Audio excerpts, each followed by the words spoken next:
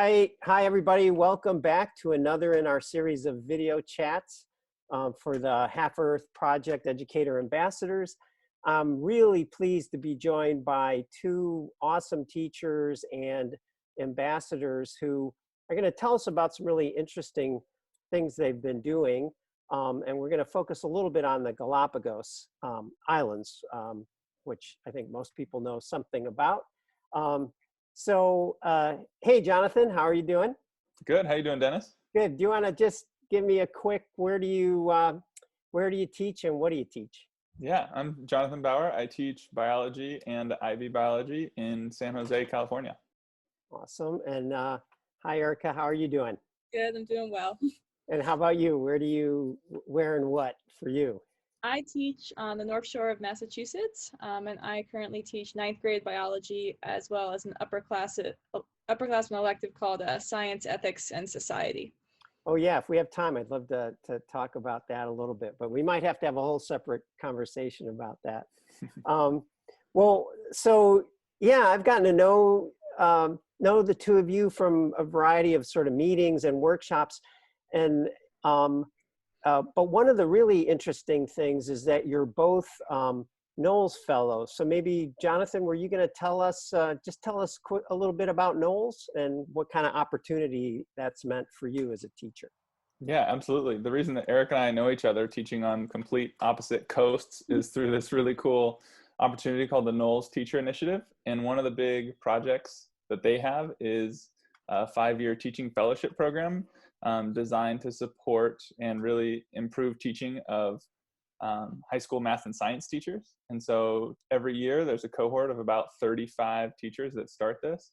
And it involves everything from professional development with your cohort throughout the 5 years, and then support to go and seek your own professional development experiences that are relevant to you.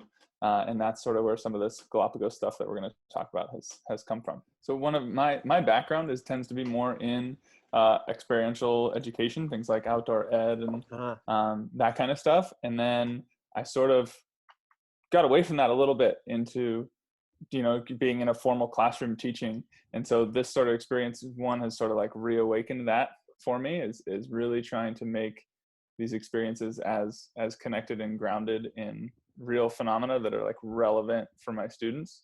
And so trying to use like every bit of, nature that is around us, even though my schools tends to be it's a pretty urban environment.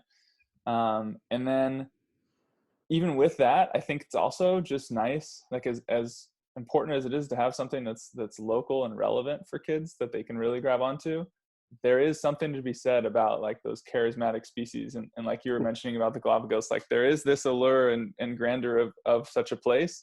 And those can be just as engaging too.